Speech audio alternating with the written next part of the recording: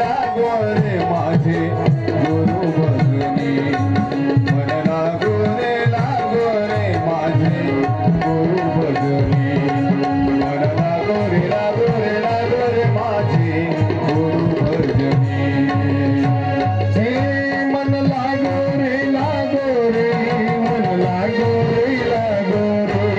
मन लागो रे मन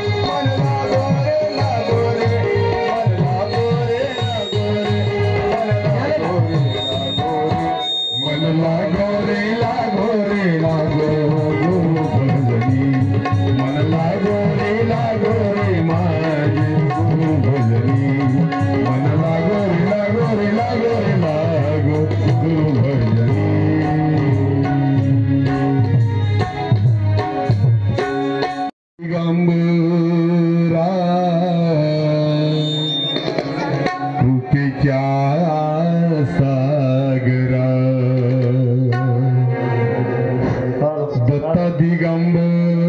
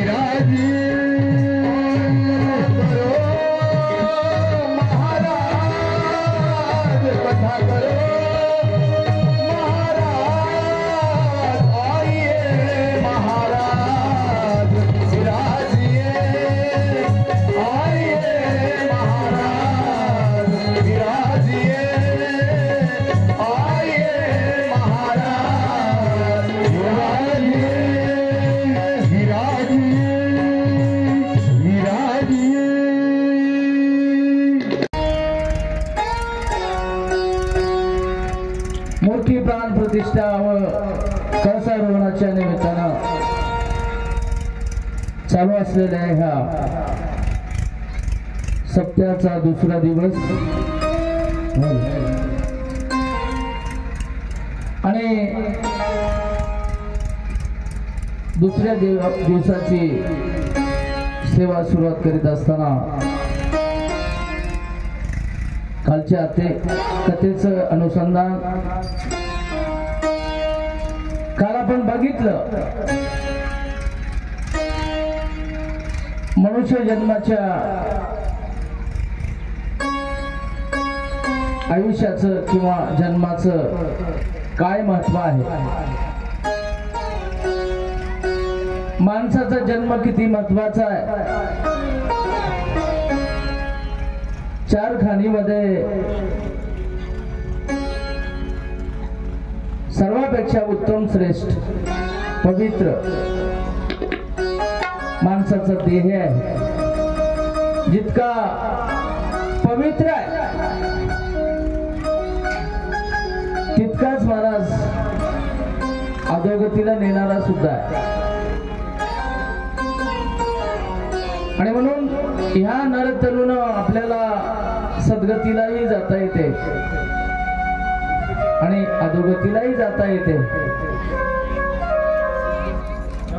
मग काय करायचं नेमकं याचं स्वातंत्र्य माणसाच्या जन्माला दिलेलं आहे. आणि मग आम्ही सद्गतीला लागलो तर या ठिकाणी जन्म मरणाच्या बंधनातून आम्हाला मुक्त होता येते आणि अधोगतीला लागलो तर आम्हाला इथून पुन्हा 184ची सुरुवात होते.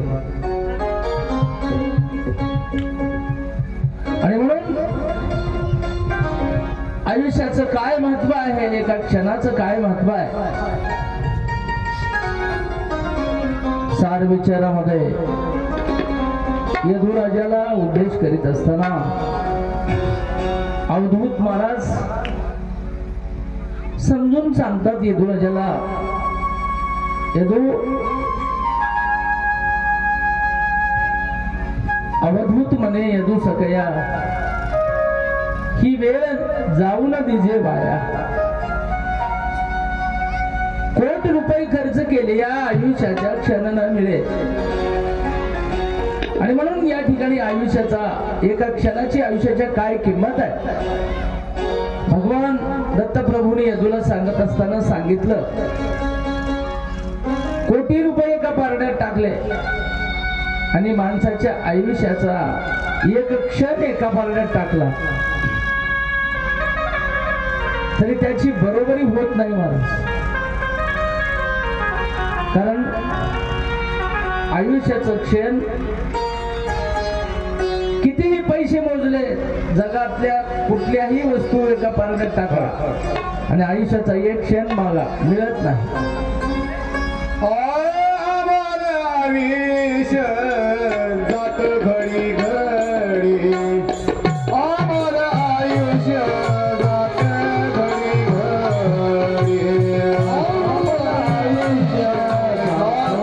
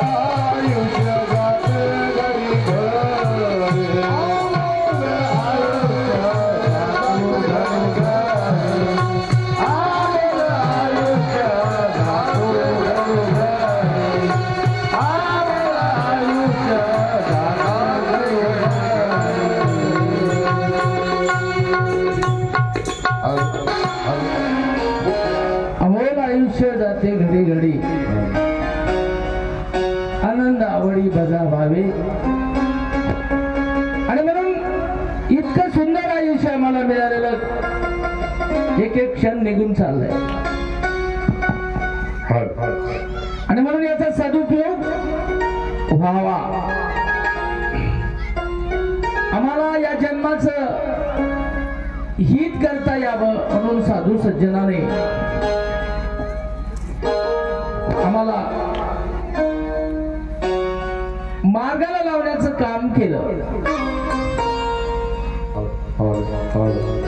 आलिया जन्मासी करावे स्वहित मना आनंद वेळोवेळा.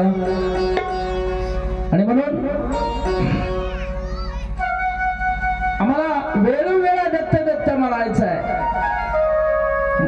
तेव्हाच आमचा हा देह कामाला येईल. आणि कामाला आणायचं असेल तर आम्हाला संतांच्या पावलानं चालावं लागणार आहे. सद्गुरूच्या बोधावर आम्हाला जावं लागणार आहे. आणि म्हणून काल आपण सुंदर अशी कथा म्हणण्यापेक्षा नरदेहाचं महत्व कमी वेळेमध्ये आपण ऐकलं.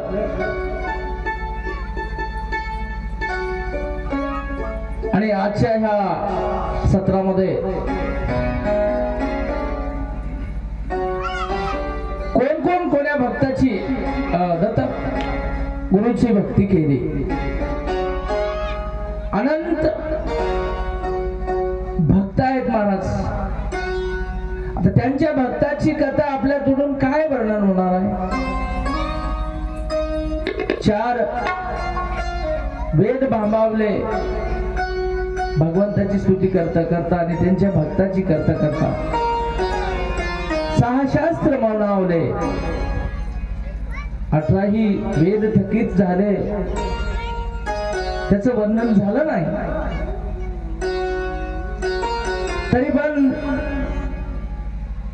ना तरी शब्दाची पदवी परी शब्दाची लागती बोलवी. सुख दुःख जीवाचे जीवाची जाणे. या न्यायानं त्याचं वर्णन शब्दात होत नाही. भगवंताचं वर्णन पण सुख दुःख जाणून घेण्यासाठी शब्दच व्यक्त करावा लागतात. आणि म्हणून भगवान जगद्गुरु दत्तात्रय प्रभू ज्या वेळेला भक्ताकडं येऊन भक्ताची अर्जी विनंती ऐकतात, त्यावेळेला भक्ताचं कोडं सुटते. आणि आपल्यालाही कोडं सोडून घ्यायचं असेल तर कायिक वाचिक मानसिक तिथं भाव अर्पण करावं लागते. आणि ही तीनही त्रिपुटी कायेनं वाचेनं मनानं आम्ही त्या भगवंताला जर शरण गेलो तर नक्कीच आमच्या जीवाचं हित होते. आणि म्हणून अशाच जीवाचं हित करणाऱ्या एका भक्ताची कथा आज आपल्याला बघायची आहे.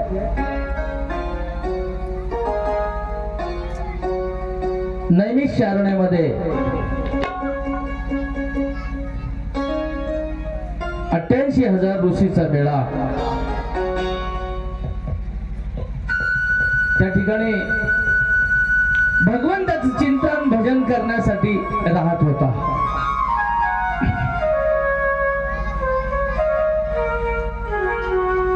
नैमिषारण्यामध्येच का राहत होता त्याचं कारण असं आहे, त्या ठिकाणी बद्रिक आश्रमामध्ये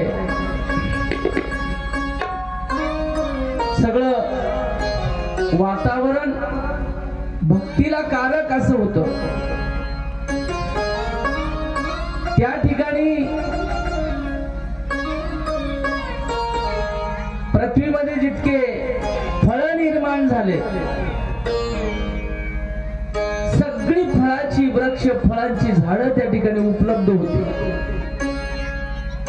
आणि बारमाही तिथं फळाची व्यवस्था होती. प्रकर्षानं सगळ्या फळावळीमध्ये बोराच्या फळाला विशेष महत्व होतं. आणि त्या ठिकाणी विविध प्रकारचे नाना प्रकारचे बद्री म्हणजे बोर आणि असे काही बोर होते की ते बोर खाल्याच्या नंतर क्षुधा म्हणजे भूक नष्ट व्हायची आणि शरीराला बळ मिळायचं. दुसरं काहीतरी खावं अशी इच्छाच राहायची नाही. असे नाना प्रकारचे विविध फळं त्या आश्रमामध्ये बद्रिक आश्रमामध्ये उपलब्ध होते. कुठलीच कमतरता नव्हती. आणि देव सखा करण्यासाठी भगवंत सखा करण्यासाठी जी कारक जागा लागते, जी परिस्थिती लागते ती त्या आश्रमात होती. आणि म्हणून 88,000 ऋषीचा मेळा त्या ठिकाणी जमायचा. आणि मग त्या ऋषीमध्ये एकमेकामध्ये चर्चा व्हायची. कोणी म्हणायचं इंद्र मोठा आहे, इंद्राची भक्ती करा. दुसरा ऋषी म्हणायचा लगेच चंद्र मोठा आहे, चंद्राची करा. कोणी सूर्य मोठा आहे, कोणी ब्रह्म मोठा आहे, कोणी विष्णू मोठा आहे, कोणी महादेव मोठा आहे. अशी त्यांच्यामध्ये एकमेकामध्ये चर्चा व्हायची. आणि चर्चा होत असताना बऱ्याच ऋषीला पटलं इंद्रदेव मोठा आहे, इंद्राची भक्ती करायला हरकत नाही.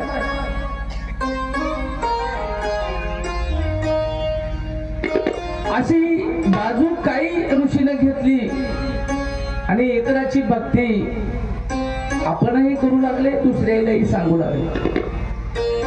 विविध प्रकारच्या पद्धतीनं विविध दैवतेची भक्ती बद्रिक आश्रमामधले ऋषी करू लागले.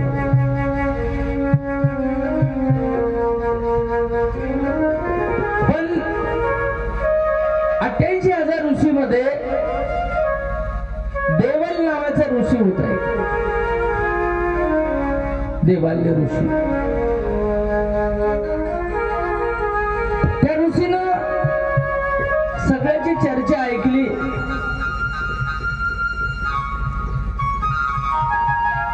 आणि सांगितलं बाबा मी इंद्राची भक्ती करीत नाही. बाकी ऋषीला पटना गेलं. कारण देवाल्य ऋषी दत्त महाराजाचा भक्त होता. निश्चित काही क्वचित मानसिक भाव अर्पण करायचा आणि दत्त प्रभूचीच उपासना करायचा, दत्त प्रभूचीच भक्ती करायची. त्यावेळेला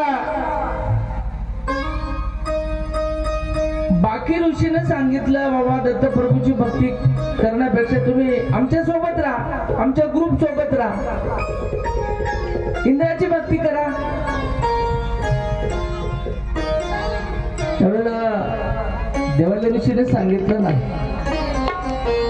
मी दत्त महाराजाचा भक्त आहे, दत्त महाराजाशिवाय भक्ती कोणाची करीत नाही. त्यावेळेला देवाल्याने सांगितलं की दत्त महाराज जे दान देतात ते तुम्ही सांगालेल्या देवतेकडे दान नाही. जे दत्त महाराज मला देऊ शकतात, जे दत्त महाराज माझं दुःख हरवू शकतात, अशा गोष्टी तुमच्या दैवताकडे नाहीत. बाकीच्या ऋषीला सांगाले देवाल्य ऋषी. पण दत्त महाराज 43 पदाचा मालक आहे. कर्मसृष्टी, विकार सृष्टी, दिव्य सृष्टी, ब्रह्मसृष्टी या 4 सृष्ट्या सोडून 5व्या सृष्टी निरालंब सृष्टीवर दत्त महाराजचं वास्तव्य आहे. निरालंब शिकरी स्वामी रहिवास तुमचा, आणि म्हणून दत्तप्रभूचा रहिवास त्या ठिकाणी आहे. हे बाकी तुमचे दैवत आमच्या काही कामाचे नाही. तिथल्या ऋषीनं पुन्हा महाराज देवालयाची विनंती केली, बाबा असं करू नका, कारण ग्रुप वेगळा होऊ लागला. इंद्राची भक्ती करणारा ग्रुप वाढला. हळूहळू हळूहळू देवालय ऋषीचा सोबतचे लोक विरोध करू लागले. आणि त्यावेळेला एक दिवस सगळ्या ऋषीनं जमा होऊन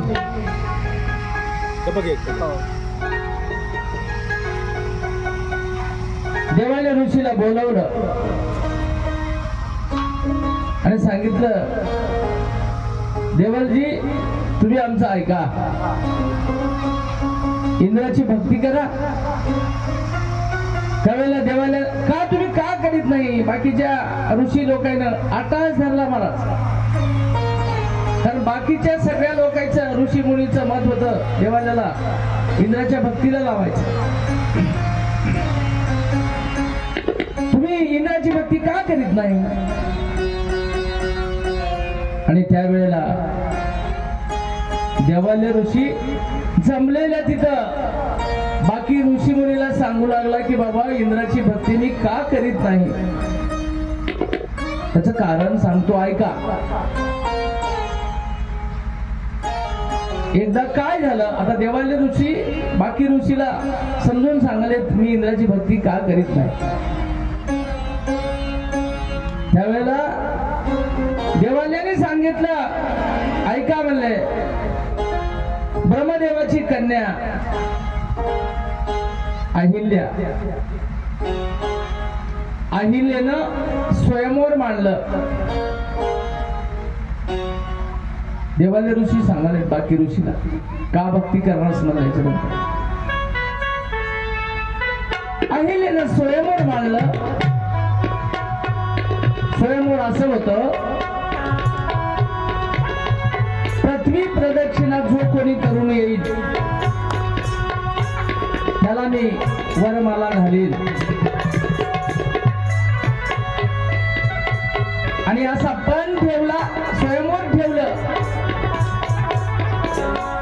सगळ्या देवी दैवताला आमंत्रित केलं आणि ब्रह्मदेवानं सगळीकडे जाहिरात दिली की माझ्या मुलीचं स्वयंवर आहे. ज्याला कुणाला अहिल्यासोबत लग्न करायचं आहे, वरमाला तिला टाकायची आहे, अशा लोकांनी पृथ्वी प्रदक्षिणा करून जो कोणी पहिल्यांदा येईल त्याला माझी मुलगी देण्यात येईल. स्वयंवर मांडलं. एक दिवस ठरला आणि ठरलेल्या स्वयंवराप्रमाणे सर्व लोक त्या ठिकाणी जमा झाले. सगळे दैवत ज्याच्या त्याच्या वाहनानं पृथ्वी प्रदक्षिणा करण्यासाठी तयार झाले. सगळ्याला ब्रह्मदेवानं जमा केलं आणि सुरुवात केली. ज्याच्या त्याच्या वाहनानं सगळे पृथ्वी प्रदक्षिणा करण्यासाठी निघाले. जशी बाकी सगळ्या लोकांना अहिल्याची इच्छा होती, तशीच गौतम ऋषीलाही वाटू लागलं की मी सुद्धा हिला पत्नी करावं. पण गौतम ऋषीकडे कुठलंच वाहन नव्हतं महाराज. त्याच्यामुळे गौतम ऋषी मनात इच्छा असूनही पृथ्वी प्रदक्षिणेला जाऊ शकले नाही. बाकी सगळे दैवत पृथ्वी प्रदक्षिणा करण्यासाठी निघाले आणि गेले. गौतमानं विचार केला, अहिल्यासोबत मला लग्न करायचं आहे, पण माझ्याकडे कुठलं वाहन नाही, काय करावं. नाईलाजानं गौतम ऋषी भगवंताचं चिंतन करीत बसला आणि 4 वेदापैकी यजुर्वेद नावाचा वेद उघडला आणि यजुर्वेदाचं अध्ययन करीत करीत गौतम ऋषी बसले. मनात इच्छा होती अहिल्याची, पण नाईलाज. वेदाचं अध्ययन करता करता त्याच्यामध्ये गौतम ऋषीला एक श्लोक मिळाला यजुर्वेदात. कोणता श्लोक मिळाला? असा श्लोक मिळाला, जन्मदात्या आईला प्रदक्षिणा केली की त्याच्या तुलनेत पृथ्वीच्या 10 प्रदक्षिणा करावं लागतात, किंवा एक पृथ्वी प्रदक्षिणा केल्याच्या तुलनेत आईच्या 10 पृथ्वी प्रदक्षिणा होतात असं प्रमाण मिळालं. आणि आईला प्रदक्षिणा मारलेलं पुण्य पृथ्वी प्रदक्षिणेचं पुण्य समान आहे, किंवा आईचं पुण्य 10 गुणा जास्त आहे असं प्रमाण मिळालं. आणि वेदामध्ये अध्ययन करता करता गौतम ऋषीला असं प्रमाण मिळाल्यामुळं गौतम ऋषीनं ते अध्ययन आपलं श्लोक पुन्हा पुन्हा वाचला आणि आपलं मन तिथं तयार केलं आणि लगेच ब्रह्मदेवाच्या घरी गेले आणि ब्रह्मदेवाला सांगितलं, तुझी अहिल्या मला दे आणि माझ्यासोबत लग्न लावून दे. का? तर कारण तुम्ही ठेवलेला पण मी जिंकलाय. तुमचा पण काय अहिल्याचा? जो कोणी पृथ्वी प्रदक्षिणा करून पहिल्यांदा येईल, तर माझी पृथ्वी प्रदक्षिणा झाली, मी पहिल्यांदा आलो. ब्रह्मदेवाला काही सुचेना. ब्रह्मदेवाला मनात विचार केला आणि ठीक आहे म्हणले, गौतमजी आपण बाकीचे लोक येऊ द्या, त्यांच्या सोबत आले लोक की तुमचं लग्न अहिल्यासोबत लावून देऊ. यायची चर्चा चालू होती. एवढ्यात इंद्राचं आगमन झालं. इंद्र सगळ्याच्या आधी पृथ्वी प्रदक्षिणा करून यायची चर्चा चालू होती आणि इंद्राचं आगमन झालं. इंद्र म्हणला, अहिल्याला वरमाला मलाच घालायची आहे, कारण कोणी आलं नाही, आता पहिला नंबर माझाच. इंद्र स्वतःच्या मनाला म्हणाला आणि गौतम ऋषी तर अर्ध्या तासाला आधी येऊन चर्चा करीत बसले होते. मग याची चर्चा होता होता बाकी सगळे जे दैवत होते पृथ्वी प्रदक्षिणेला गेलेले सगळे येऊन बसले. पाठीमागून येणाऱ्याला तर अहिल्या आपल्याला मिळणार नाही हे कळून आलं. पहिल्यांदा जो कोणी आला असेल त्याला मिळणार आहे, पण आता लग्नाचे साथीदार तरी आपण राहावं म्हणून त्या ठिकाणी थांबले. आणि मग वाद सुरू झाला. इंद्र म्हणू लागला, मी पहिल्यांदा आलो. गौतम ऋषी म्हणू लागले, मी पहिल्यांदा आलो. या दोघांच्या वादामध्ये सगळ्या ऋषींनी निर्णय घेतला. शेवटी गौतमानं सांगितलं यजुर्वेद काढला, त्या बघितलेल्या श्लोकाला अंडरलाईन करून ठेवलेली होती. सगळ्या ऋषीच्या समोर, ब्रह्मदेवाच्या समोर तो यजुर्वेद ठेवला आणि सांगितलं, अहिल्या मलाच द्यावा लागणार आहे, कारण पृथ्वी प्रदक्षिणा केलेल्याचे पुण्य आणि आईला प्रदक्षिणा केलेलं पुण्य समान आहे. आणि म्हणून मी आईला 5 फेरे मारून आलो सगळ्याच्या आधी इथं, म्हणून ही आईला मलाच द्यावी लागणार आहे. इंद्रानं बाकी दैवतेला सांगितलं असं असं आहे. बाकी सगळे दैवत इंद्राकडूनच बोलू लागले. दैवत म्हणू लागले, आम्ही पृथ्वी प्रदक्षिणा केली त्यावेळेला गौतम आमच्या सोबत नव्हता, कारण फिरायला गेलाच नाही ना. फिरायला आमच्या सोबत गौतम नव्हता. गौतमाने सांगितलं, मला बाकी माहित नाही, हे यजुर्वेद बघा आणि मला अहिल्या द्या. जर अहिल्या द्यायची नसेल तर हे यजुर्वेद खोटा समजा किंवा याला जाळून टाका. तुम्हाला जर हे वेदाचं प्रमाण मान्य नाही तर वेद जाळा, आणि वेदाचं प्रमाण मान्य करून वेद मान्य असतील तर अहिल्याचं लग्न माझ्यासोबत लावा. या विषयावर वाद झाला. बाकी सगळे लोक ऋषी मुनीनं चर्चा केली. धर्म संकट पडले,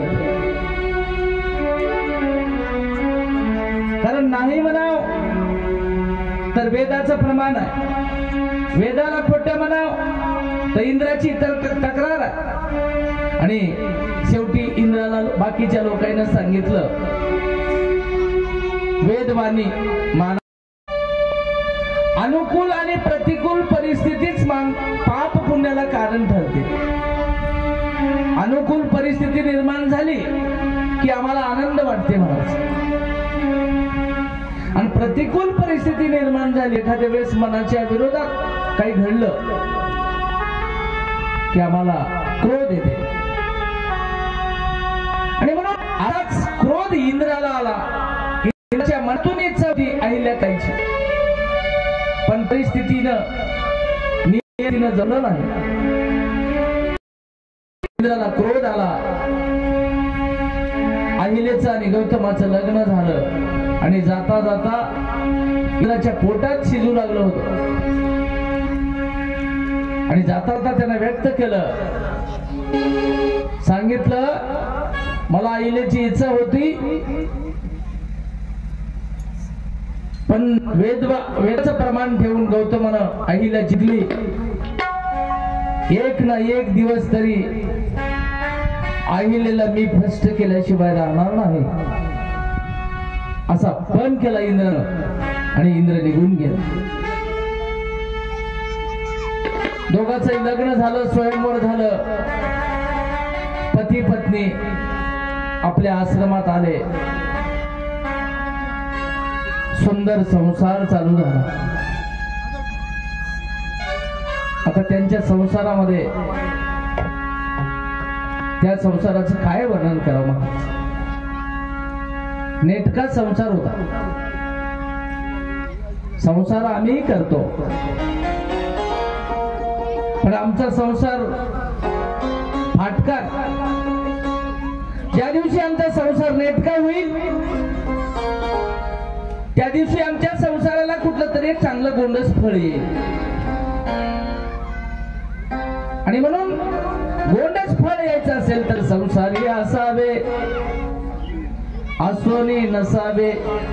संसारातच राहायचं आहे, पण कमळाच्या फुलासारखं पाण्यातच राहते कमळाचं फूल, पण अंगावर पाणी येऊ देत नाही. आणि म्हणून असा जर आमच्यानं संसार झाला, कमळ काय करते, पाण्यातच राहते पण पाणी अंगावर येऊ देत नाही. आम्ही संसारातच राहतो, पण संसार आमच्या अंगावर जर आला नाही तर आमचा संसार नेटका आहे. पण आमच्या संसाराची आसक्ती एवढी मोठी आहे आम्हाला की ते सुटत नाही. मला आणि म्हणून सुंदर संसार चालू झाला. बराच काळ निघून गेला. निघून गेल्याच्या नंतर एके दिवशी अमावस्येच्या दिवशी सूर्याला ग्रहण लागलं आणि पर्व काळाला, ग्रहणाच्या पर्व काळाला काहीतरी चिंतन साध्य व्हावं या हेतून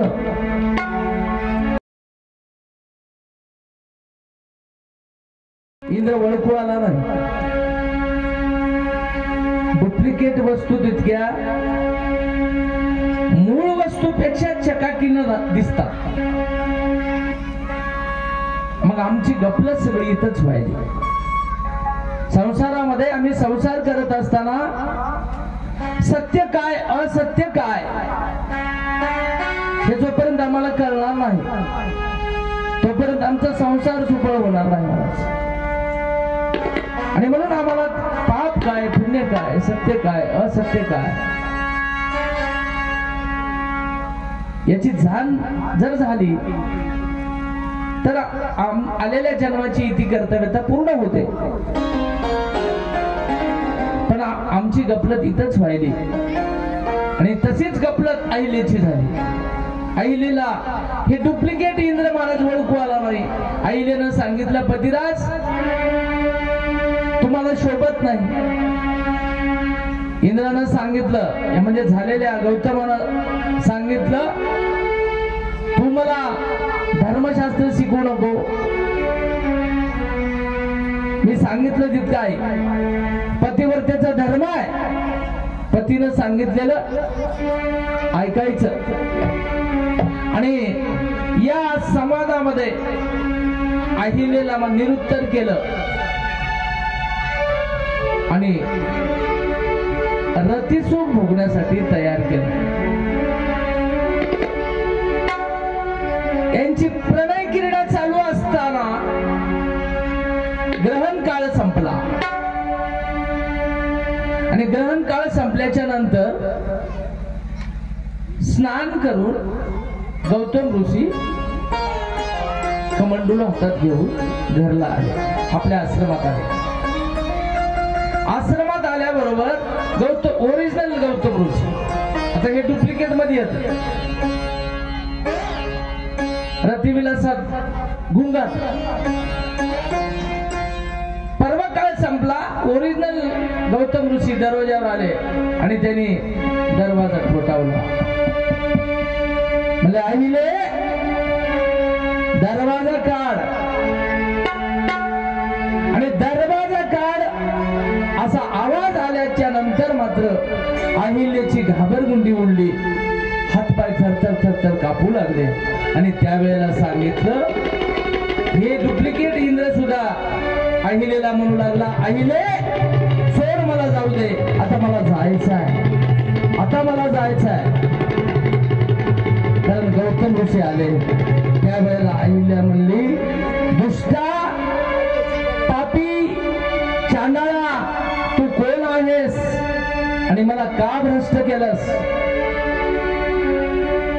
त्यावेळेला ह्या डुप्लिकेट गौतम ऋषीनं अर्थात इंद्रानं अहिलेला माफी मागितली.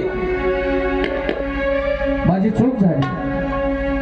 तुझ्या लग्नापासून मग तू माझ्या डोळ्यात खपत होतीस आणि त्याचा बदला म्हणून आज मी तुला भ्रष्ट केलं.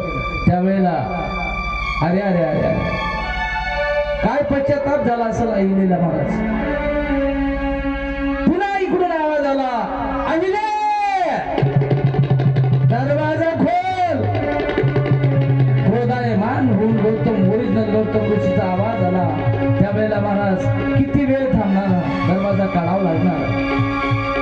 अशा अवस्थेत अहिल्या दाराकडे आली. दार उघडलं. समोर गौतम ऋषी उभे आहेत आणि या दोघांच्या मधून हे डुप्लिकेट गौतम ऋषी इंद्र पळून जाऊ लागले. याच्या कुजबुजीचा आवाज ओरिजिनल गौतमानं ऐकला होता. गौतमाच्या लक्षात आलं काहीतरी घोळ आहे आणि हा जाणारा इंद्र रस्त्यातून दरवाज्यातून बाहेर पळून जाते वेळेस दिसला आणि गौतमानं सांगितलं काय. त्यावेळेला सतीनं केलेनं साष्टांग दंडवत घातला गौतमाला आणि सांगितलं महाराज मला माफ करा. माझ्या डोळ्यात धुळे करून मला माहित नाहीसी तुमचं रूप घेऊन इंद्रा आणि मला त्या नष्ट केलं. चुकले मी, माझा अपराध झाला, मला या अपराधातून क्षमा करा. त्यावेळेला क्रोधिष्ठ झालेले गौतम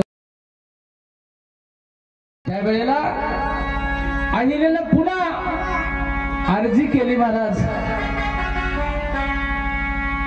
महाराज उशाप द्या. नका नका मला दगड करू.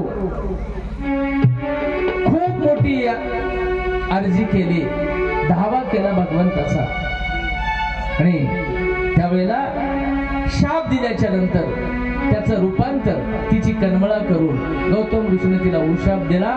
म्हणजे ठीक आहे शिळा होऊन पडशील, श्राप काही आता मागं घेतला जाणार नाही. पण दशरथाच्या पोटी राम अवतार होईल आणि तो राम मार्गक्रमण करत असताना त्याच्या पायाचा स्पर्श त्या दगडाला होईल, त्यावेळेला तुझा उद्धार होईल असा उशाप दिला. आणि पळून गेलेल्या इंद्राला जाता जाता श्राप दिला. ज्या छिद्रासाठी तू हपापलेला होतास, ज्या छिद्राची तुला मनातून केव्हापासून इच्छा होती, असले तुला 1000 छिद्र पडतील, त्यालाही श्राप दिला. इंद्र निघून गेला. असा श्राप दिल्यामुळं बाकी सगळे दैवत जमले. इंद्राला सांगितलं उशाप मागू चला. सगळे दैवत घेऊन पुन्हा इंद्राला गौतम ऋषीच्या आश्रमात आणले आणि त्यावेळेला सगळे दैवत मिळून इंद्रदेव गौतम ऋषीची प्रार्थना करू लागला महाराज की मला सुद्धा उशाप द्या. कारण शाप कोणता दिलाय? ज्या छिद्रासाठी तू हपापला होतास तसले 1000 छिद्र तुला पडतील. विचार केला आणि उशाप मागितला. त्यावेळेला गौतम ऋषीने सांगितलं उशाप माग घेता येत नाही, शाप माग घेता येत नाही, तुला उशाप देईल. आणि उशाप नंतर या दैवताची अर्जी ऐकून, दैवताची विनंती ऐकून पुन्हा गौतम ऋषीनं उशाप दिला. छिद्र तेच राहतील, पण तू ज्या छिद्रासाठी तू हपापला होतास तशा छिद्राऐवजी त्याचं रूपांतर डोळ्याच्या छिद्रासारखं होईल. छिद्र कायम राहील, छिद्रात बदल होणार नाही. आणि म्हणून या छिद्राचं रूपांतर या छिद्रात तुला डोळ्याचे छिद्र जसे असतील तसं होईल. आणि तेव्हापासून सहस्रनयन ही उपाधी इंद्राला लागली. कारण रूपांतर जरा बारकाई नाही का, याला श्राप कोणता देलता? ज्या छिद्राची तुला लालसा लागली होती त्या छिद्रामुळं तू हे माझ्या आईला भ्रष्ट केलास, तसेच छिद्र तुझ्या 1000 अंगाला पडतील. आणि उशाप मागितल्यामुळं त्या छिद्राचं रूपांतर डोळ्याच्या छिद्रामध्ये केलं आणि तुला त्या दिवसापासून इंद्राला सहस्रनयन अशी उपाधी लागली. आणि म्हणून इंद्रा पडली भोग, चंद्र झाला काळा, नारद चुकला चाळा भजनाचा. आणि म्हणून ही कथा देवाल्य ऋषीला या जमलेल्या सांगाले असला विषय विलासी विषयामध्ये हपापलेला दागला हटेच्या मुळ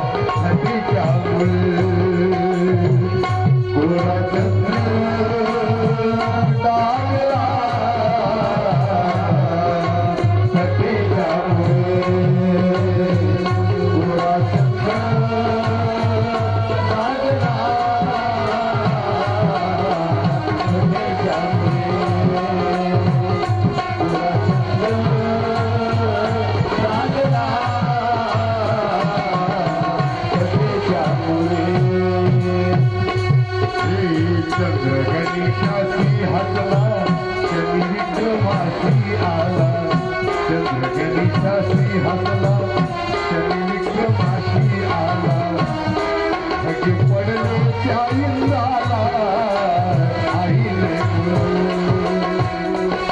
घोडा चक्र लागला सतीच्या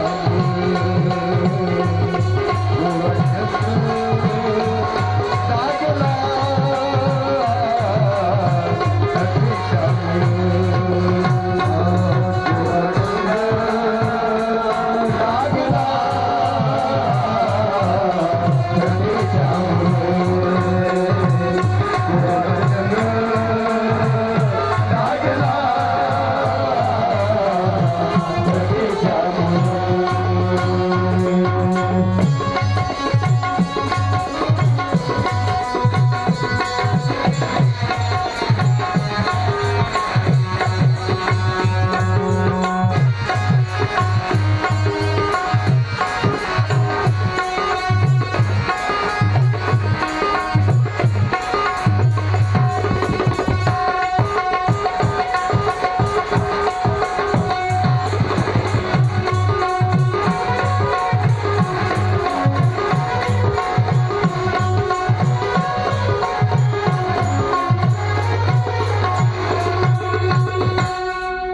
अशा पद्धतीने कोरा चंद्र डागला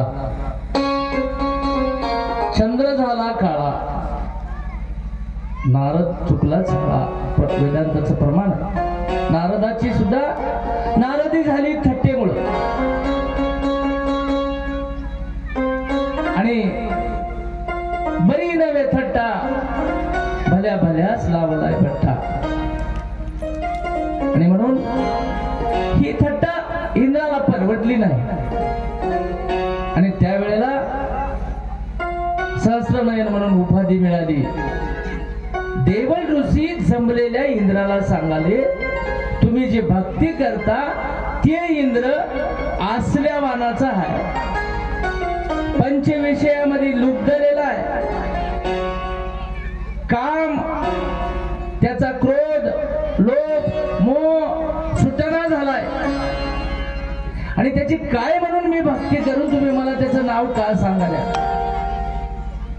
त्यावेळेला आसला इंद्र आहे म्हणून मी त्याचं भजन करणार असं देवळ ऋषी बाकी ऋषीला सांगाले त्यावेळेला बाकी ऋषीनं देवाल्याची कथा ऐकली देवाले आपापल्या नित्य दैनंदिनीला लागले आणि ही घडलेली घटना हे झालेला संवाद इंद्राच्या कानावर त्या ऋषीनं घातला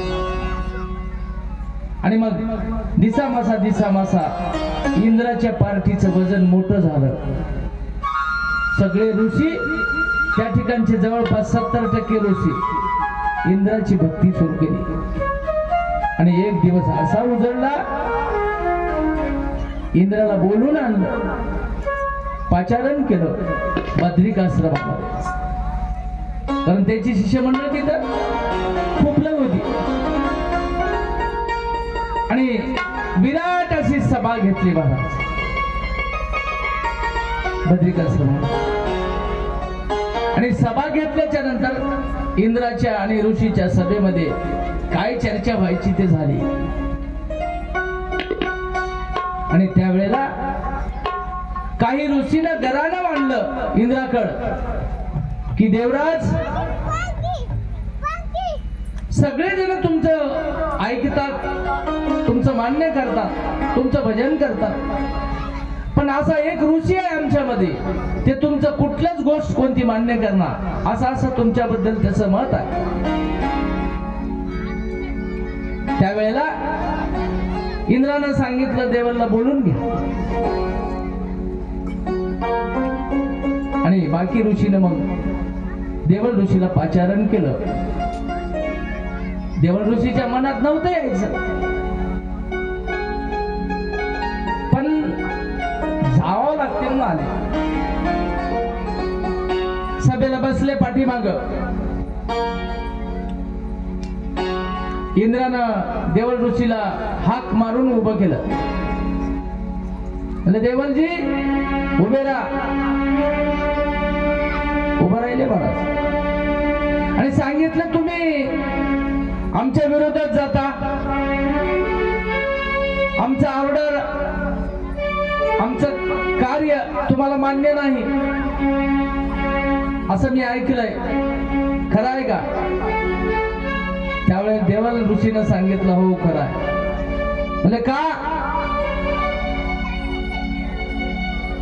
खरं आहे? म्हणले मी दत्त महाराजाचा भक्त आहे, दत्त महाराजाचीच भक्ती करतो, दत्त महाराजाशिवाय मी कुणाची भक्ती करीत नाही आणि दत्त महाराज मला जे दान देतात मोक्षाचं ते तुमच्याकडं नाही आणि म्हणून मला आही संसारातल्या कोणत्याच गोष्टीची काहीच इच्छा नाही.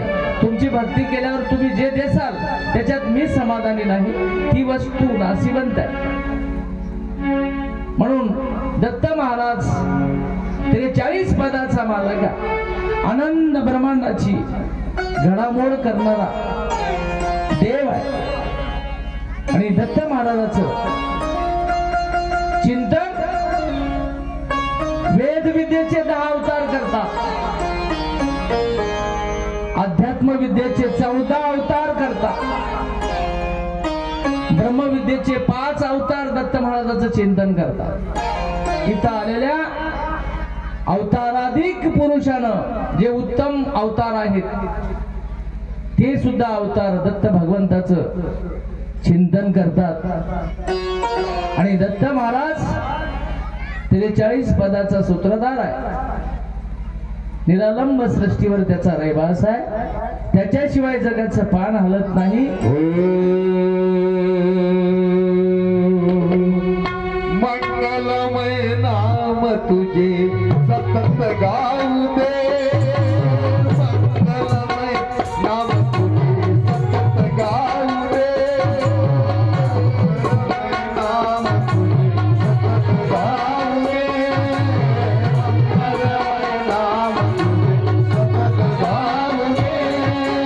मंगलमय नाम तुझे सतत गाऊ दे, मंगलमय नाम तुझे सतत गाऊ दे.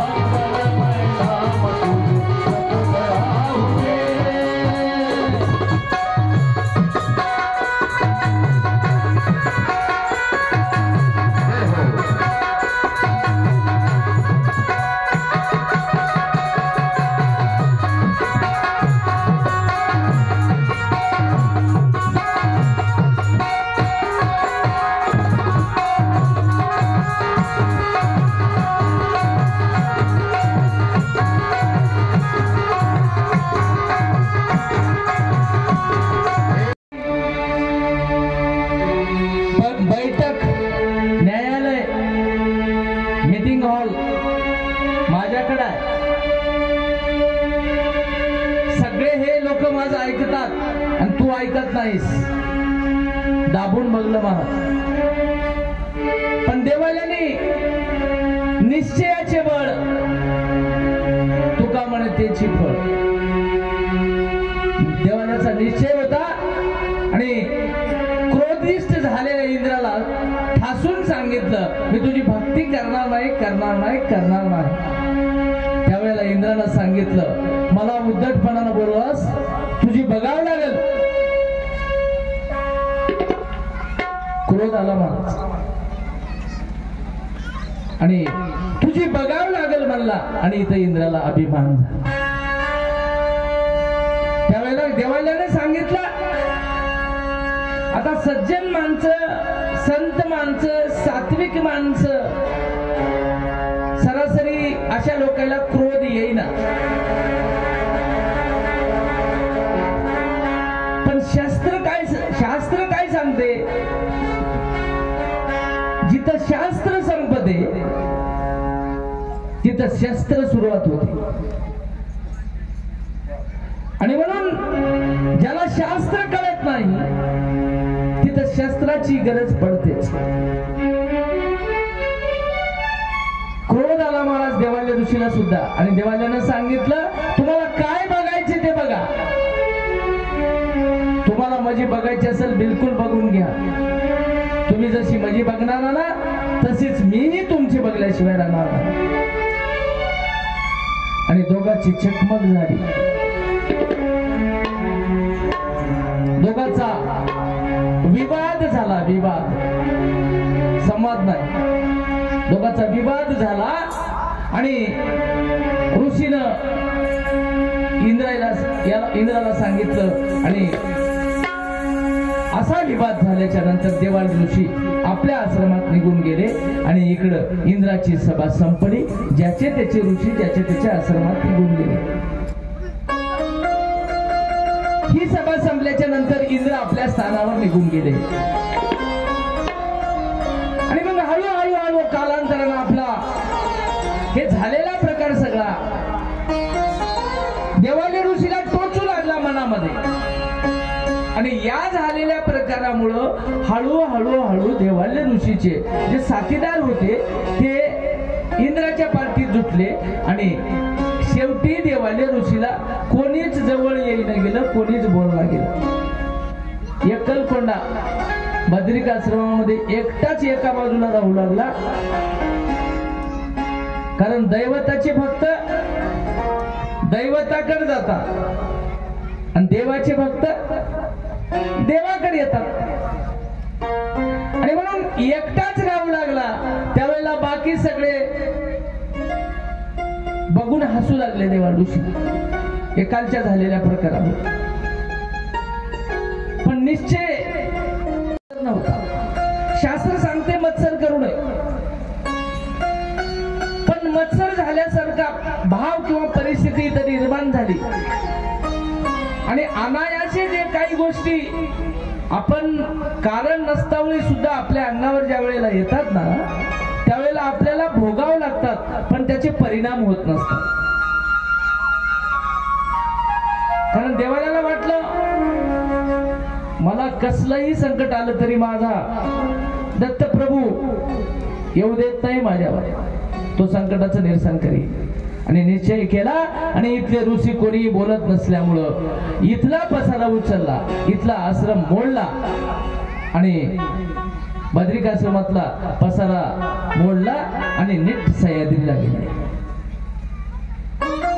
सह्याद्रीला गेले आणि एका ठिकाणी आश्रम फाटला आणि त्या ठिकाणी भगवंताचं चिंतन करू लागले.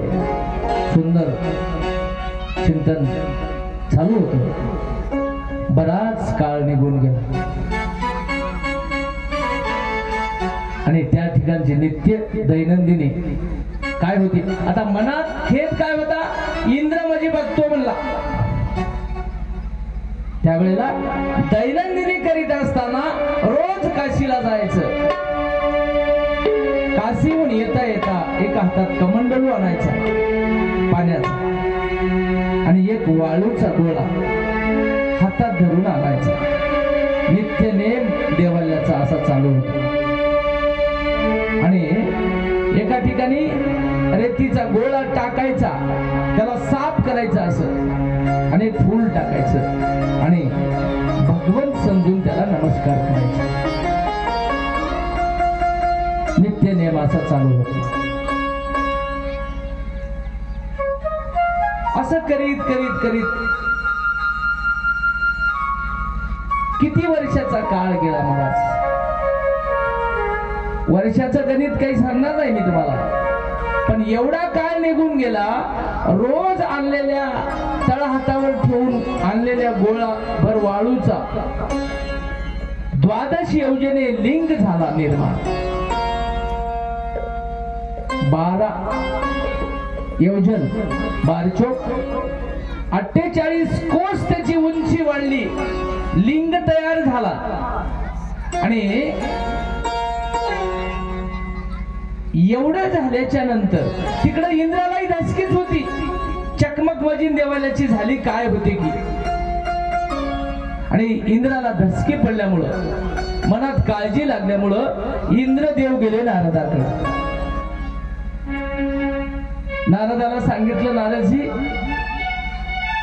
नमस्कार घातला आणि सांगितलं मजन देवाल्य ऋषीचं थोडस बिघडलंय, असा असं खटका झालाय आणि तुम्ही जाऊन त्याला सांगा तपश्चर्या करू नको म्हणा, किंवा उपासना जे चालू आहे ते करू नको. नारदजीनं इंद्राला होकार दिला आणि फिरत फिरत फिरत फिरत एके दिवशी देवालयाजवळ आले आणि देवालयाला सांगितलं, देवलजी हे तुम्ही काय करता? त्यावेळेला देवलजीनं सांगितलं, काय नाही म्हणले, माझा नित्यक्रम आहे, काशीला स्नानाला जातो, येत्या वेळेस कमंडलूत पाणी आणतो आणि तळ हातावर बसेल एवढी वाळू आणतो आणि याच्यावर टाकून त्याची पूजा करतो, त्याचं हे लिंग तयार झालंय. आणि मग अशा पिंडी मांडल्याने कुठे काही निर्गुण परमात्म्याची भेट होती काय म्हणले? असल्या दगडाची पूजा करीत बसल्यावर निर्गुण भगवंताची भेट होते. नारदानं सांगितलं देवलजीला. त्यावेळेला देवलजीनं उत्तर दिलं, निर्गुण परमात्म्याची भेट जरी झाली नाही तरी एक काम तर नक्की होईल. कोणतं? हे असाच पिंड चढवीत चढवीत मी स्वर्गात इंद्रदेवाच्या ठिकाणापर्यंत नेईल, कारण त्याच माझं खटकलेलं आहे. मग हे पिंड तिथपर्यंत गेल्यावर लिंग काहीच नाही म्हणले देवलजी. इथला पापी, इथला अधर्मी, इथला कोणीही ज्याला इच्छा आहे स्वर्गाला जायची त्यानं सहज जाव. देवलजीने विचार केला, इथला पापी जीव सुद्धा स्वर्गाला गेला पाहिजे, त्याच्यासाठी तरी हे शिडी कामाला येईल म्हणजे देवलजी नारदा. आणि असं जाऊन तुम्ही इंद्राला सांगा. नारद उठले तिथून. नारदाची भ्रमंती तिने काळात महाराज गेलं तिथं आदरा तिथे भ्रमण करीत करीत करीत करीत पुन्हा इंद्राजवळ गेले आणि इंद्राला सांगितलं, इंद्रजी तुम्हाला अवघड आहे. का अवघड आहे? तुमचं देवालय ऋषीचं काय खटकलंय मला माहित नाही, पण देवालयांनी सांगितलंय मी लिंग चढवीत चढवीत चढवीत 12 योजन आणलंय. निर्गुण परमात्म्याची भेट जरी झाली नाही तरी इंद्राच्या ठिकाणापर्यंत गादीपर्यंत तरी हे लिंग चढवीत नेल्याशिवाय राहिना, कारण या लिंगाचा आधार घेऊन पुन्हा कर्मभूमीतले कोणतेही जीव स्वर्गाला यावा आणि स्वर्गाचं सुख भोगावं बगर यज्ञ केल्याशिवाय. यज्ञ करायची गरज पडू नये, नाहीतर 100 यज्ञ केल्याशिवाय ते पद मिळत नव्हतं. आणि मग असं इंद्रदेवाला सांगितलं नारदजीनं. इंद्राला खरं वाटलं आणि तेव्हा मात्र इंद्राला मनामध्ये शंका कुशंका निर्माण झाली, धसकी भरली. महाराज आता कसं होईल? माझी गादी जाते, माझी खुर्ची जाते, सगळे पापी जीव स्वर्गाला येतात आणि पुण्याचा साठा नसल्यावर सुद्धा पापी जीवाला जर इथं स्वर्गाला येता आलं तर पृथ्वीचं मूल्यांकन बिघडते. या सगळ्या गोष्टीचा विचार केला आणि माझी खुर्ची जाऊ नये याचा पर्याय शोधायला सुरुवात केली इंद्रानं. आणि काय पर्याय निघल, काय पर्याय निघल, त्यावेळेला ब्रह्मदेवाकडे गेले. ब्रह्मदेवानं विष्णूकडे पाठविलं, विष्णूनं महादेवाकडे पाठविलं. हे तीनही मोठे मोठे जगाचे मालक, उत्पत्ती स्थिती लय ज्याच्या ताब्यात आहे, असे लोकांनी देवल ऋषीपाशी येऊन विनंती केली, म्हणजे तुला काय लागते सांग, पण हे काम बंद कर. त्यावेळेला एक देवलजीनं सांगितलं, मला संसारातली नाशिवंत गोष्ट कुठलीच मला गरज नाही. माझं एकच म्हणणं आहे, निर्गुण परमात्म्याची मला भेट घ्यायची आहे आणि माझं जन्म मरणाचं दुःख संपवायचं आहे, याशिवाय मला दुसरं काहीच लागत नाही. असं म्हणल्याबरोबर ब्रह्मदेवाने कानावर हात ठेवले, विष्णुदेवानं खाली मुंडी घातली आणि महादेवानं दोन्ही डोळे तिसऱ्या डोळ्याकडे नजर लावून बघू लागले. दोघांची बोलती बंद झाली, कारण यायच्या कक्षेमध्ये देवाली ऋषी बोलू लागलेला विषयच नव्हता. आणि म्हणून मोक्ष देण्याची ताकद ब्रह्मदेव म्हणला माझ्याकडे नाही, विष्णू म्हणले माझ्याही ताब्यात नाही, महादेव म्हणले या सगळ्याचा बुगा सत्यानाश करायचं तितकंच मला माहित आहे, बाकी माझ्या ताब्यात नाही. तिघाची बोलती बंद झाली, निघून गेले आणि स्वर्गात जाऊन इंद्रदेवाला पुन्हा बोलून घेतलं, नारदजीला बोलविलं. कायम झोपी आमची कधी जाईल झोप, उलट उलट प्राल्या मागारा फिरगोटे खासी, भरला पूर लोंढा मायेचा जासी, माया नदीचे पाणी रे बाबा आत्यावर येना, विश्रांतीचे सुख मजला मिठी सुटेना, माया नदीचे पाणी रे बाबा बहु तोडी ते, भल्या भल्या पवनाऱ्यासी उलटून पाडी ते. किती मोठे पवणारे असू द्या, या माया नदीचं पाणीच इतकं पॉवरफुल आहे, भल्या भल्या पवणाऱ्याला इथं उठून पाडते. आणि याच्यात पाहून मला पलीकडे जायचं असेल तर म्हणे मुक्ताई जाण गड्यारे अंतरीची खुन, धरा धरा सद्गुरु चरण पहिली रासाल तरुण, त्याच्याशिवाय आम्हाला दसमी जन्मो जन्मीचा, दसमी जन्मो जन्मीचा, तुझ्या दासाच्या दासाचा, तुझ्या दासाच्या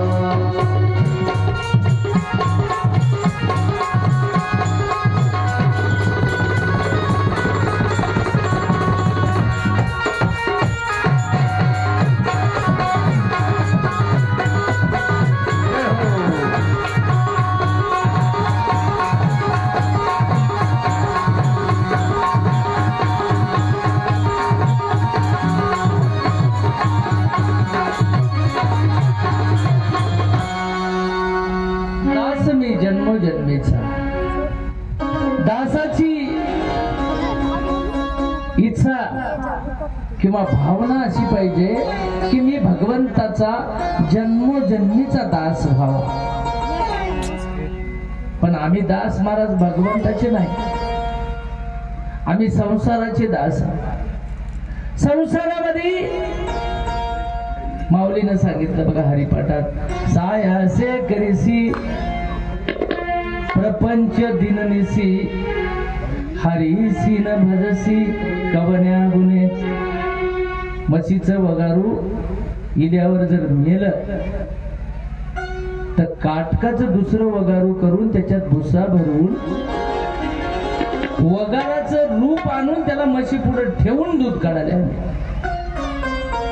त्याला म्हणतात सायाशी करीसी प्रपंच दिननिसी. प्रपंचामध्ये तारेवरच्या कसरती करून आम्ही प्रपंच करावं, आणि इतकं करूनही शेवटी प्रपंच आमचा फाटकाच.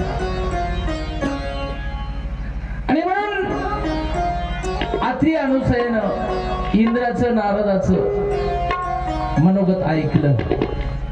आता हे दोघं आलेले बघून बाकीचे सगळे दैवत तिथं जमले.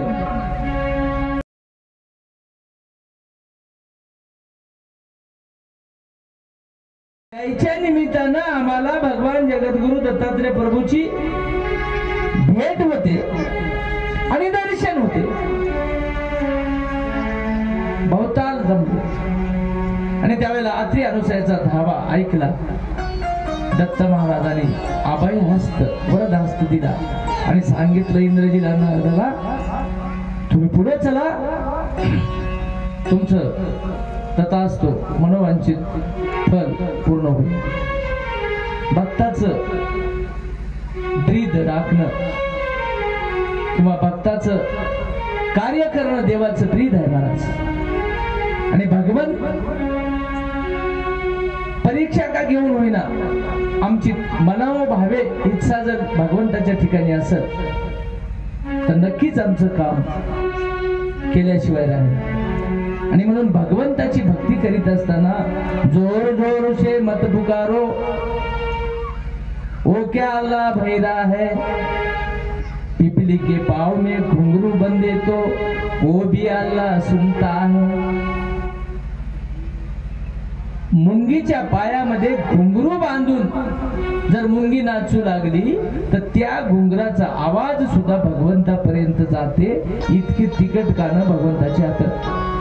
हजार कानाचा भगवान, त्याला काय ऐकू जाईल.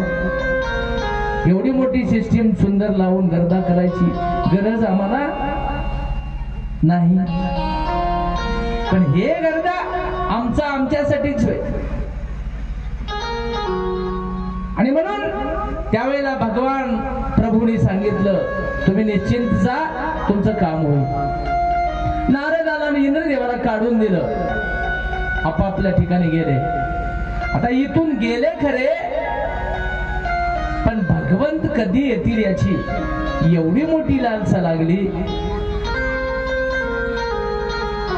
बाकीचे 4 सृष्टीचे दैवत ज्या ठिकाणी देवाल्य ऋषीचा आश्रम होता त्याच्या भोवताल काट्या कुपाट्यानं झुडपानं लपून बसले महाराज. केव्हा दत्तप्रभू येतील आणि आम्हाला केव्हा भेट होईल त्या सख्याची. आणि एक दिवस उजळला. भगवान दत्तप्रभूचं आगमन देवालयाच्या ठिकाणी आश्रमामध्ये झालं. आणि देवालयाच्या सिंहासनावर जाऊन दत्तप्रभू बसले. लगेच नारद, इंद्र, ब्रह्म, विष्णू, महेश सगळे दैवत त्या ठिकाणी जमले. एवढ्यात काशीला गेलेले देवल ऋषी एका हातात कमंडलू आणि एका हातात रेतीचा गोळा घेऊन येऊ लागले. येता येता थोडस लांब होते. लांबून आपल्या आसनाकडे बघितलं. कोणीतरी माझ्या आश्रमामध्ये आलेलं चाहूल लागले. झावळ झावळ झावळ झावळ दिसू लागले. कोण होय बसलेलं कळणार गेलं, पण बसलंय असं नक्की दिसून आलं. इथपर्यंत लांब होते, बसले, आले जवळ. थोडस अंतरावर आल्याबरोबर सिंहासनावर कोण बसले असेल म्हणून त्या देवालय ऋषीनं तिथल्या परिसराला सगळे आग लावली. आगीपासून बऱ्याच दैवतांनी बचाव केला. जो कोणी खुर्चीवर बसलेला आहे त्याला भस्म करावं, त्याला जाळून टाकावं म्हणून देवालय ऋषीनं तिथल्या परिसराला आग लावली. पण बाकी सगळीकडे आग जळू लागली. पण देवालयाचं सिंहासन, ज्या ठिकाणी सिंहासनावर अनंत ब्रह्मांडाचा मालक बसलेला तेव्हा ते सिंहासन अबाधित होते. 60,000 कोटी सूर्याचा प्रकाश ज्याच्या सिंहासनाखाली आहे, अशा भगवान दत्तप्रभूला देवालयानं लावलेला अग्नी कुठे पेटीत आहे का? देवालयाचं सिंहासन अबाधित ठेवून बाकी सगळीकडे अग्नी लागला आणि एवढ्यात देवालयाचं आगमन आश्रमात झालं. आश्रमात झाल्याबरोबर दात खाऊ खाऊ खुर्चीवर कोण बसलंय त्याच्याकडे बघू लागला देवालय ऋषी. कारण परमार्थाच्या मध्ये जर कोणी आडवा आलं तर त्याचा तिरस्कार करावा असं शास्त्रांनी सांगितले. भरते माता, भरतानं काय केलं? माईला सुद्धा तुच्छ लेखलं का? भक्तीची आडवा आली होती. विभीषणानं बंधूला सुद्धा तुच्छ लेखलं का? परमार्थात आडवा आले होते. आला आणि म्हणीत सिंहासनाजवळ आले. लांबून बघतात तर सिंहासनावर कोणतरी बसलेली आहे, दैदिप्यमान मूर्ती आहे. थांब तुझी बघतो म्हणीत नित्य नेम चालायसाठी हातातला गोळा त्या पिंडीवर, जिथं रोज टाकत होते त्या पिंडीवर टाकला आणि हात आणलेलं पाणी त्या गोळ्याला असं साफ करून त्याच्यावर फूल ठेवून नमस्कार करतात. एवढ्यातच दत्त महाराजांनी ज्या ठिकाणी आसनावर बसले होते त्या आसनावर डाव्या हाताची करंगळी अशी लांब केली आणि त्या लिंगाला स्पर्श केला.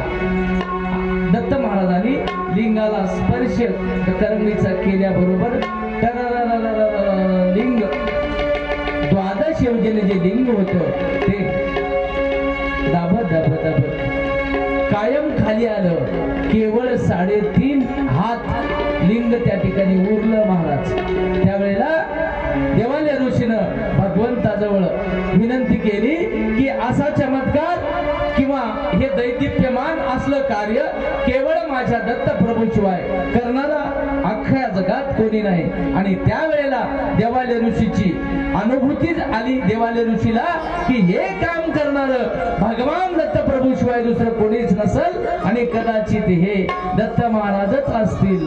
त्यावेळेला देवालय ऋषीनं मनात समज घेतली, समजून घेतलं आणि साष्टांग नमस्कार घातला.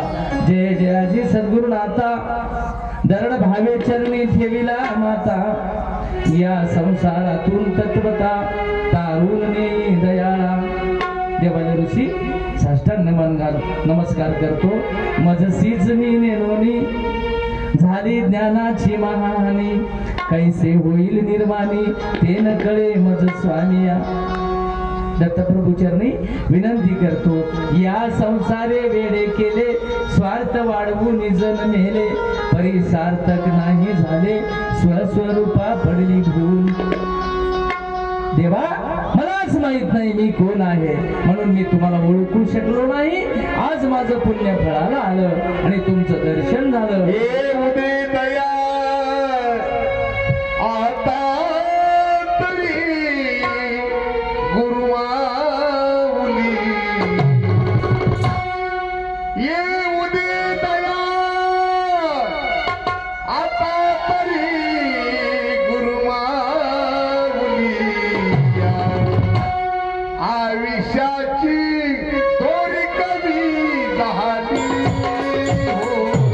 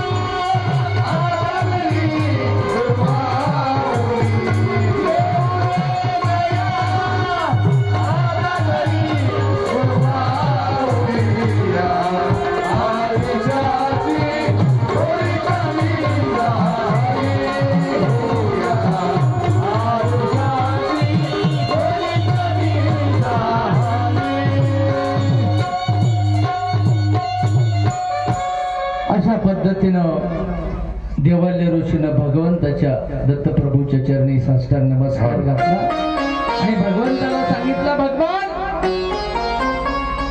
माझ्या आयुष्याची दोरी कमी झाली, आयुष्याचा शेवट गोड करा.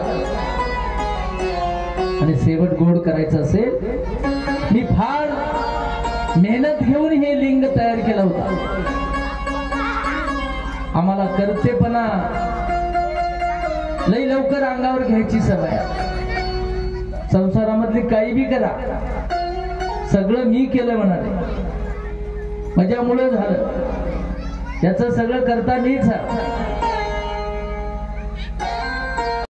तेव्हा ठीक आहे म्हणले, मी करतेपणा अंगावर जरी घेतला तरी तुझ्या आशीर्वादाशिवाय आमचं कार्य सिद्धीला जात नाही.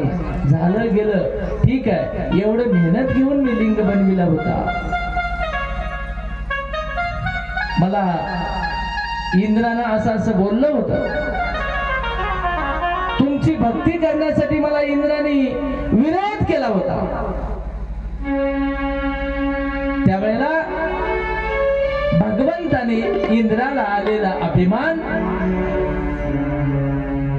आणि देवाल्य ऋषीची भेट या सगळ्या गोष्टी साध्य करण्यासाठी, अभिमान इंद्राचा तोडण्यासाठी. कारण इंद्राला अभिमान देवाल्याला बोलता वेळी आला, पण शेवटी दारोदार हिंडावं लागलं फजितीमुळं, हे पुढची वाचवा म्हणून. आणि तिथं नतमस्तक प्रत्येक ठिकाणी जाऊन व्हावं लागलं. आणि शेवटी अभिमान इंद्राचा गेला, इंद्राचा अभिमानही गेला आणि इंद्राचं कामही झालं. तसंच देवाल्य ऋषी म्हणतो, भगवान आता आमचं काम झालं, एक काम करा, 12 योजने जे लिंग चढविले होतं ते मी केलेल्या मेहनतीचं फळ म्हणून कायम माझी स्मृती आणि तुमची भेट या दोन्हीची गाठ पडण्यासाठी 3.5 हात, कुठं कुठं 1.25 हाताचा उल्लेख केला. 3.5 हात सिद्धांतांनी सांगितलं, हे लिंग या ठिकाणी ठेवा आणि माझी स्मृती आणि तुमची भेट या दोन्हीची आठवण इथून पुढे जगाला राहावी. आणि नुसतं 3.5 हात लिंगच या ठिकाणी ठेवू नका, तर प्रत्येक दिवशी आजपासून ज्या दिवशी भेट देईल ठीक आहे तेव्हापासून इथून पुढचं कायम स्वरूपी तुम्ही या ठिकाणी वास्तव्याला राहा आणि माझा उद्धार करा. एवढं विनंती अर्जी भगवंता पुढे देवाल्याने केली. इथं येणारा प्रत्येक संसारिक सामान्य जीव उधरून गेला पाहिजे. आणि म्हणून तुमचं वास्तव्य दिवसभर तुम्ही कुठेही देवा मार्गक्रमण करा, पण सायंकाळच्या वेळेला निद्रेच्या वेळेला मात्र या ठिकाणी तुम्ही या. देवाने सांगितलं तथास्तु.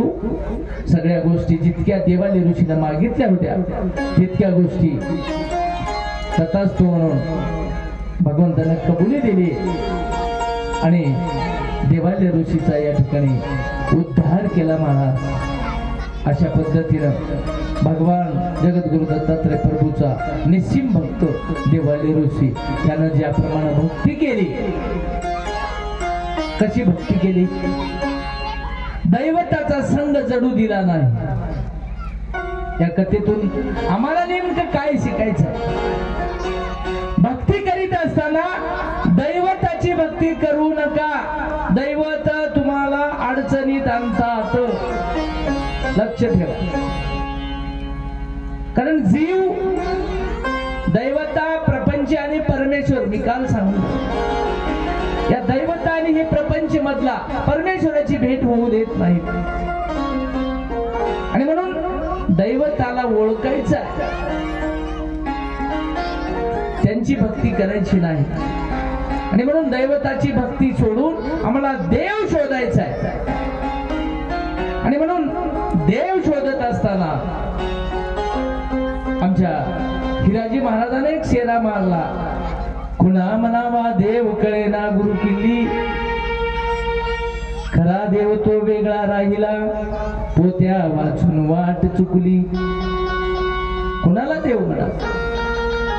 4 वेद 6 शास्त्र 18 पुराणाचं पारायण चालू आहे, मुखोद्गत झालेत, पण नारायण पाटील अनुभव नाही. तर अशाला महाराज म्हणले पोथ्या वाचून काय उपयोग नाही म्हणले. कुणा म्हणावा देव कळेना गुरु केली, खरा देव तो वेगळा राहिला, पोथ्या वाचून वाट चुकली. श्रीकृष्णाला देव म्हणावे तो थट्टा त्याने केली, स्नान करिता गवळणीची लुगडी वृक्षी नेली. श्रीरामासी देव म्हणावे तो चंद्रसेनेचे महाली, रामदेवासता सीता रावणान का नेली. असा दोष तया लाविता सीता रामाने त्यागिली, महादेवाने गंगा भोगिली, पहा कथा महाबली. महाविष्णूसी देव म्हणावे तो वृंदा त्याने रचली, वर्म कर्म हे काही कळेना जगालाही भूल पडली. आणि म्हणून पुराण ऐकून उपवास करती, तीर्थाला गेली, तुझ्या आधी पाण्यामध्ये मासे बेडूक काते तरली. एकादशी केल्याने म्हणे मज विटाई ओ पावली, एकादशीला किती एक मेली, काय ती स्वर्गाला गेली. देव देव म्हणून मने स्वैर धाव घेतली, टाळ तुटता आमच्या भजनेची लय दमली, टाळाचं पीठ झालं. आणि म्हणून शेवटी हिराजी महाराज म्हणतात मने स्वैर धाव घेतली, देव देव म्हणून जगाला ही भूल पडली, या मनानं धाव घेतली. आणि शेवटचा शेर शिवाजी महाराज म्हणतात तुम्ही या जगाचं सगळं ढवळण सगळं मंथन करा, सगळं तुम्हाला देवतेचा पसा लागून येईल, सगळ्याला कुठंतरी काहीतरी उणीव दिसून येईल, पण अनंत भुवनी प्रकाश ज्याचा, जी सोहम ब्रह्म खून दावली, सद्गुरु कृपे अवघी दास हिराजीची चिंता हरली. आणि शेवटी खूप मोठा काव्य हिराजी महाराजांनी केलेला आहे. आणि म्हणून कुणाला देव म्हणावं याचा माणसाचा जन्म मिळाल्याच्या नंतर आम्ही शोध घेणं आमच्यासाठी गरजेचं आहे. आणि म्हणून नेमका देव कोण आहे हे आम्हाला कळून घ्यायचं असेल तर अशा संत लोकांच्या पुढं काही क्वचित मानसिक भावार्पण करावा आणि त्यांना विचारावं की देवा मला ऐल तीरावरून पहिलं तीरावर नेण्यासाठी काय मार्ग आहे. आणि त्यांनी सांगतात की बाबा निशिदिन करावे आनंद स्मरण, तेने जन्म मरण दुःख जाय. आणि म्हणून निशिदिन तू आनंदाचं चिंतन कर आणि जन्म मरणातून मुक्त होय. आणि मुक्त व्हायचं असेल तर पायाचा मी दास करता आरजी ऐकावी, पतित पावना दीन दयाळा माझी लज्जा राखावी. तिथं भगवंता पुढं आपली लाज उघडी करा, भगवंताला सांगा महा भक्त तारिले कीर्तीने ऐकितो देवा. पायाचा मला या मोठ्या मोठ्या लोकांची तुम्ही भक्त तारले, कीर्तीने ऐकली देवा. आणि माझ्यासारख्या एका दीन पामराची तुम्हाला दया काय येणार. आणि जर तुमचा भाव सात्विक असेल, तुम्ही बोलाल त्या गोष्टीला लायक असाल, पात्र असाल, तुमचं मनोवांछित नक्कीच भगवान दत्त प्रभू पूर्ण केल्याशिवाय राहत नाही. आणि म्हणून केवळ आम्हाला सद्गुरु शिवाय सद्गुरुविन अन्य भजनी दत्त वाचनी चौष्टी मध्ये दत्त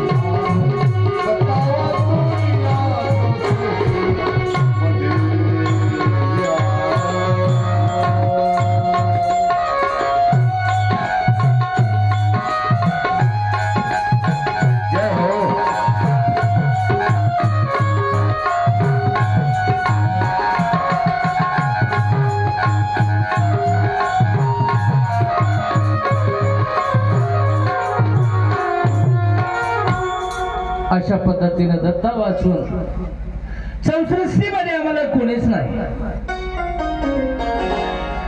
आपण ज्याची भक्ती करता, चार सृष्टीचा मालक, पाचव्या सृष्टीवर अधिष्ठान, आणि पहिली कर्मसृष्टी आहे. कर्मसृष्टीचे 10 पद आहेत. पहिलं पद कर्मभूमी. कर्मभूमीवर 13 कोटी दैवता घेऊन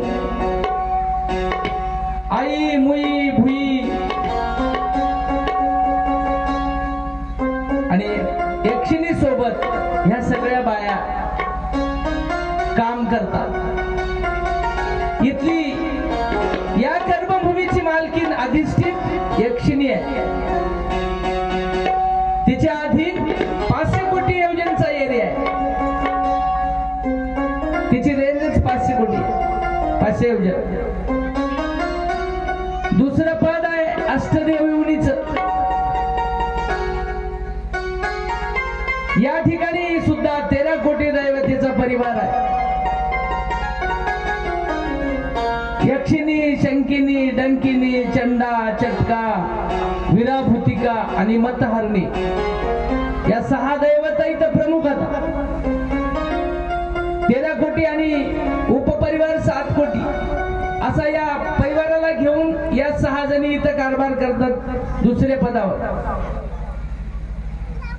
तिसरं पद आहे. एक श्लोक सांगतो तुम्हाला. कर्म यवनीर देव यवनीर अंतरालय सुरालयम सत्य कैलास वैकुंठी क्षीराब्दी भैरवस्तता विश्वरूपम च चैतन्यने तन्माया स्वरूपम मत्या परम भवेत ब्रह्म तत्परम केवलम विभू. कर्मसृष्टी संपली.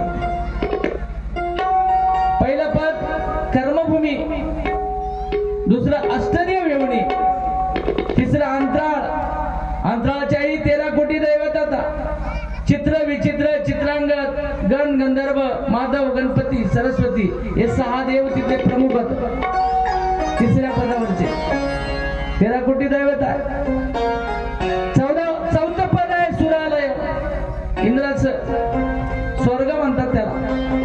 33 कोटी देवाचा राजा इंद्र आहे. तिथला परिवार 33 कोटी आहे. आणि इथला इंद्र, सूर्य आणि चंद्र 3 दैवत प्रमुख आहेत. चौथ्या पदावरचे. 5वं पद आहे त्रिपुट. सत्य कैलास वैकुंठ. या ठिकाणी 3 जणांचा कारभार आहे. सत्यलोकाचा ब्रह्मदेव कारभारी आहे. वैकुंठाचा सहज विष्णू कारभारी आहे. कैलासाचा महादेव कारभारी आहे. रुद्र कारभारी आहे. आणि या 3घाचाही 3-3 कोटीचा परिवार आहे. त्रिकुटावरची सत्ता याच्या हातात आहे. सत्य कैलास वैकुंठ यांच्या पुढचं पद आहे क्षीराब्दीचं. क्षीराब्दीमध्ये 1.25 कोटी परिवार घेऊन महाविष्णू प्रमुख आहे. 1.25 कोटी कारभार घेऊन परिवार घेऊन आपला कारभार पाहिला. क्षीराब्दीच्या नंतर अष्टभैरवाचं पद आहे. जगाचा कारभार अष्टभैरव पाहतात. 8 कोणावर उभं राहू. कराळी, विक्राळी, उमापती, पशुपती, महादेव, ब्रह्म, रुद्र, विष्णू रुद्र आणि ब्रह्म भैरव, विष्णू भैरव आणि रुद्र भैरव असे 8 भैरव जगाच्या कानाकोपऱ्यात 8 दिशेला राहून कारभार करतात. 56 कोटी 87,76,000 परिवार यायच्या ताब्यात. आणि यायच्या पुढचं एक पद आहे विश्वरूप. त्याला म्हणतात पांचाळ. आणि या पदावर विश्वकर्मा आणि विश्वभर्मा 2 जण अधिकारी आहेत. दोघांच्या हाताखाली पांचाळ काम करतात. मनु, माया, त्वष्टिक, शिल्पिक आणि देवज्ञ. या 5 कारागिराला घेऊन विश्वब्रह्मा आणि विश्वकर्मा त्या ठिकाणी काम करतो. आणि 9वं पद आहे चैतन्य मायाचं. 1 लक्ष परिवार घेऊन चैतन्य माया 9व्या पदावर काम करते. आणि 10वं पद आहे 91 पद. त्या ठिकाणी चक्रधर निर्गुण अधिकारी तिथला आहे. तिथं परिवार नाही. इथं कर्मसृष्टीचे 10 पद संपतात आणि इथं कर्मसृष्टी समाप्त होते. या कर्मसृष्टीमध्येच सगळा पसारा दैवताचा या आपण जे भक्ती करतो सगळे इथं बसलेले त्या महाराज अजून पुढे विकार सृष्टीचे असेच 10 पदार्थ टप्प्याटप्प्यानं तुम्हाला 43 पद सांगून जाईल विकार सृष्टीचे सुद्धा 10 पदार्थ इथं एक निर्गुण आहे दिव्य सृष्टीवर एक निर्गुण आहे तिथं 10 पदार्थ ब्रह्मसृष्टीवर एक निर्गुण आहे तिथं 10 पदार्थ आणि या 40 पदाच्या नंतर आम्हाला 43 41 42 आणि 43 पदावर मजल मारायचे तिथपर्यंत जायचं आहे आणि 43 पद गाठायचे असतील तर आम्हाला हे 40 पद ओळखायचे आहेत सांडा 40चा पसारा भाव आम्हाला 42चा धरायचा आहे पण या 40ला आधी ओळखायचं आहे आणि सांडायचं आहे आणि तेव्हाच आम्हाला 41 42 43 शेवटची आनंद मालकाची आम्हाला प्राप्ती भेट होणार आहे आणि म्हणून त्यांची भेट घ्यायची असेल तर त्या ठिकाणी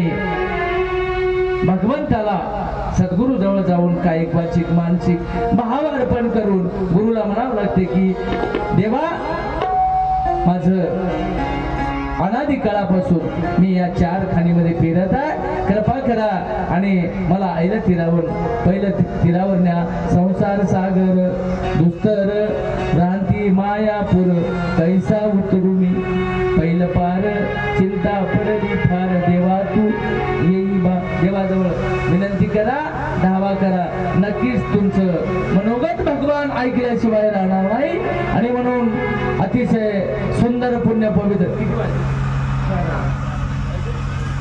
आणि म्हणून भगवान दत्तप्रभूचं गुणगान अशा अनेक भक्तांनी केलं त्यापैकी आज आपण मोडक्या तोडक्या शब्दामध्ये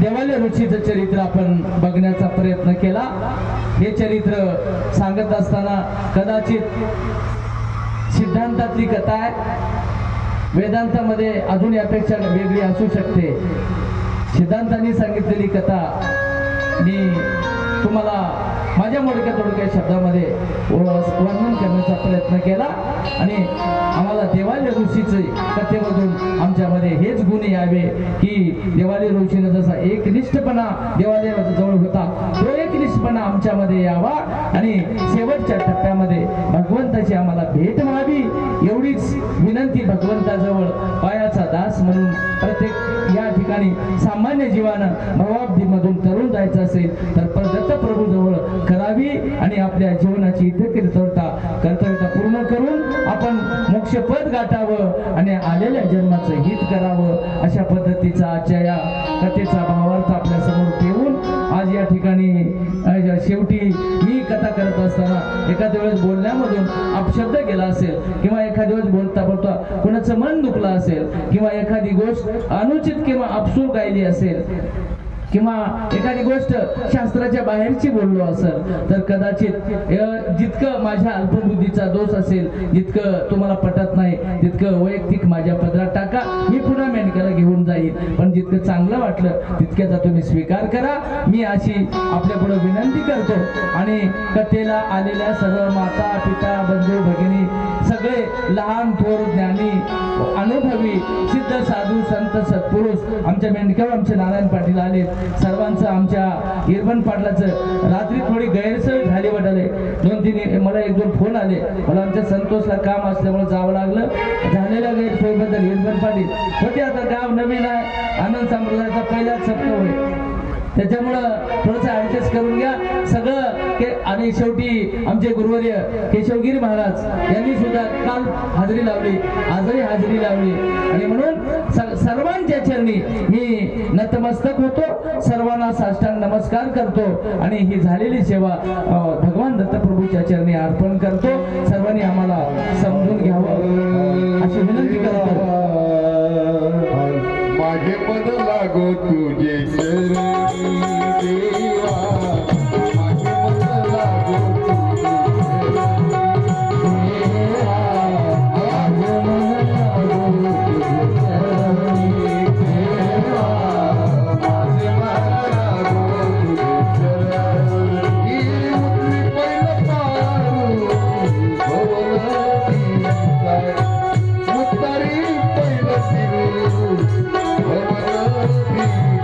तुझे